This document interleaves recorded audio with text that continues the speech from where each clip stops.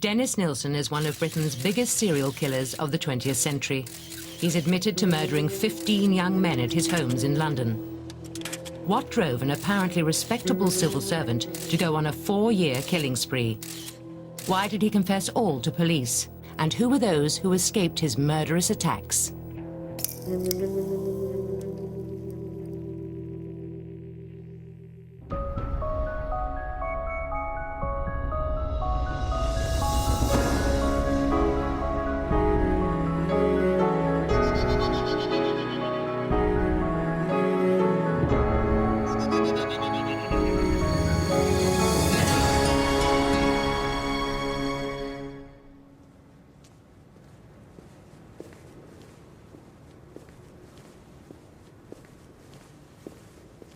Dennis Nilsen always referred to the day of his arrest as the day that help came. He knew the police would be there, and he knew that his life from this day onward would be entirely different, and he was prepared for it. On the 9th of February 1983, police were called to 23 Cranley Gardens in North London. Human remains had been found in the drain leading from Dennis Nilsen's upstairs flat.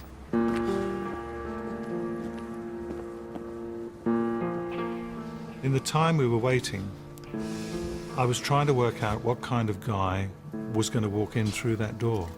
How was I going to handle him? Was I going to have to be firm with him right from the off? Maybe he's a little bit strange. Maybe I've got to handle him differently.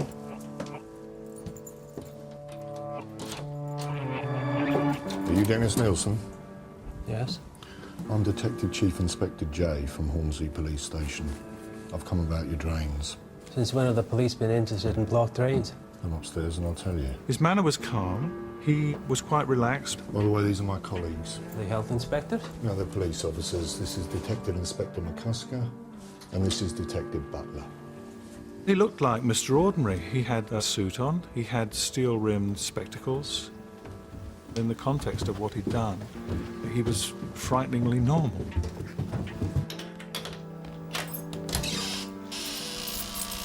As soon as he opened the door to his apartment, the smell of death came out of the doors. He knew what was in there, and he knew that we were going to find what was in there. The reason I'm interested in your drains is because they were blocked with human remains. Oh, good grief, how awful. Don't mess about. Where's the rest of the body? In 2 plastic bags in the wardrobe next door. I'll show you. I think in a way there was some relief there from him, that it was all coming to an end. What's been happening? I put my head inside the front room and there was this distinct smell of decomposing flesh. I'll tell you about it at the police station. Presumably you're going to take me there. What you want is in there. It's locked. I don't think I even looked in the wardrobes that were in the room. These are the keys. You can stay locked for the minute. I can smell it. I'm arresting you on suspicion of murder and taking you to Hornsey Police Station. You're not obliged to say anything unless you wish to do so. But anything you do say may be taken down in writing and may be given in evidence. On the way back to the police station, he started to tell us that it was 16. At least he thought he'd murdered 16. But at the first interview, when we sat down with him and listed all of the victims, it was quite clear it was 15. I arranged to have a photograph taken of Nilsen. Normally it's simply the face, but in this case, in the seriousness of the offence, I thought it better just to have a complete, full-length picture taken. I think it's absolutely incredible that he had gone on for so long, and I think if he had been able to work out how to get rid of the bodies in a better way, he would have killed a lot more people. It was my judgment that got the guy caught. And if I hadn't have pushed it, then the guy would have gone away with it and possibly still doing it now, you know? Nearly a week before Dennis Nilsen was arrested, the toilets at 23 Cranley Gardens had become blocked. all 5 tenants in the building got together and decided to complain. The letter was delivered to the landlords, handwritten, saying that this was an intolerable situation. It was inhuman to be expected to live in these conditions. And that letter was written by Dennis Nilsen, which can lead only to one conclusion, that he knew the game was up, he knew he was going to be arrested, he was relieved that he was going to be arrested, and he engineered his own arrest. I was called to 23 Cranley Gardens because it was a blocked drain. Lifting the manhole cover was... the smell was unbelievable. I was down there at least 5 or 6 times, and by that time I'd recognised, various body parts that were most definitely human. I then made the phone call to my boss, surrounded by the residents of the house and Nilsen. My boss said quite graphically to leave it, and we would return in the morning. In the hours before the plumber was due to return, Dennis Nilsen seems to have had a change of heart. He made a last-minute attempt to cover his tracks. 2 witnesses told us that at 1 a.m. The previous morning, they'd heard noises, and when they checked, they found that the guy upstairs, who they knew as Dennis, was standing at the door of the apartments, and he was wearing a vest, he was sweating, and his arms were all dirty. And this was a cold February evening, and what he had been up to was that he had been out and he'd gone down the manhole and he'd removed the parts of bodies that Dynarod had put on the ledge in the manhole. The following morning, on lifting the manhole cover, I wasn't surprised that it was empty, it was spotless. I inserted my arm in the pipe on the house side, and I managed to get a strip of flesh. It was explained to me that they had unblocked a drain and revealed what looked like remains of a human body and some pieces of bone. I decided that the best thing that I could do was to take these off to a pathologist, and he said, "You're right, it's human." He said, "Not only is it human," he said, "but your victim's been strangled." By pure chance, I had taken to him a piece of the victim's neck, and there was a clear ligature mark on it.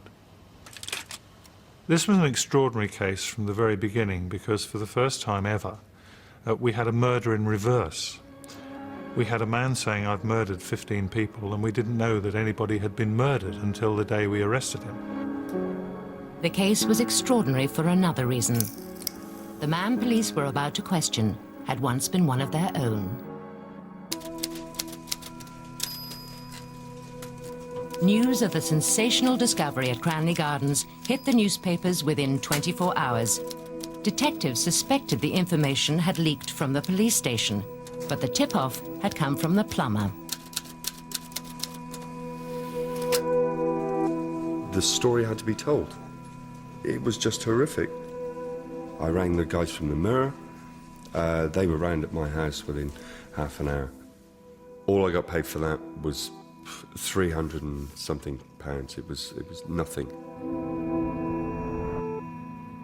The Mirror was the only paper to use the story on day 1. On day 2, everybody used the story. We were conscious of the fact that we had the world's press looking at us, and we wanted to get it right. Peter Jay was one of 2 officers who interviewed Dennis Nilsen 16 times over a total of 31 hours. We had decided that there was a risk with Nilsen, that he might suddenly flip and we may not get all of the information out of him that we wanted. I must first remind you that you are under caution, which means you're not obliged to say anything unless you wish to do so. So we set up a little interview situation in my office, and we treated him with kid gloves. I think Nilsen enjoyed having an audience, and I think he had a live audience for the first time in his life. And he was able to control the police and have them there and keep them interested in what he was saying, and I think that really feeds into his ego quite a bit. Do you understand the caution? Yes. Yesterday evening with other officers, I went to your flat, where in the front room, in a wardrobe, we found 2 plastic bags, which we took to Hornsey Mortuary. When the bags were opened, they were found to contain dismembered parts of human bodies. Would you like to explain how that happened? In what context? How they came to be there? Have you searched the rest of the flat? Why? There's some more in a tea chest in the corner of that room, and under the inverted drawer in the bathroom, the total of which are the remains of 3 people. I killed them by strangulation. I used something like string to do it. I cut up the bodies on plastic sheeting in the front room using one of 2 knives in the kitchen.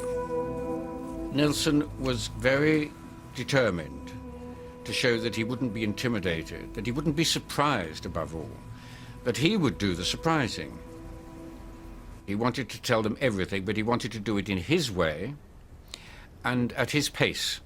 If you've got a serial killer, you think you're going to be facing somebody with evil eyes or someone who has an aggressive look about him.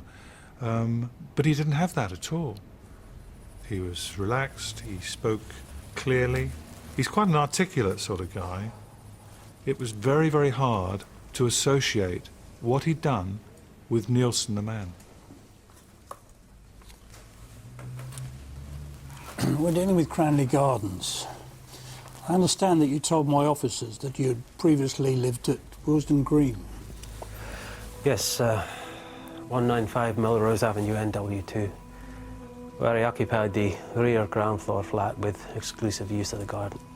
What will we find there? Unless the site has been completely cleared by contractors, there should be much evidence of bone ash in 3 locations, which are the remains of 12 or 13 people. Nilsen had lived at Melrose Avenue for 6 years. He drew a map of the garden there to show police where he'd burnt his victims. As detectives moved to their second crime scene, the media followed. The story was dominating the newspapers, and Nilsen was becoming increasingly fascinated by the coverage. He asked me about the publicity, was there much? And I told him that there had been considerable publicity about the case. Why he wanted to read about himself, I really don't know. Whether he was now starting to enjoy the thought of notoriety. Maybe there was an element of that. It wasn't an enjoyment of being in the news. It was a determination that the press should get it right. And that if they reported something as having occurred in April 1979, when in fact it was May 1979, he'd be furious at their ineptitude and inaccuracy. Those are the things that mattered to him. Dead things. Things which have no life, blood in them, but are simply facts. While the media waited outside Nilsen's flats for news, inside a detailed forensic examination was underway. It was a horrific job. I mean, it was the only case that I've ever experienced where it gave me disturbed sleep at night. So it was, from that point of view, quite unique in my experience.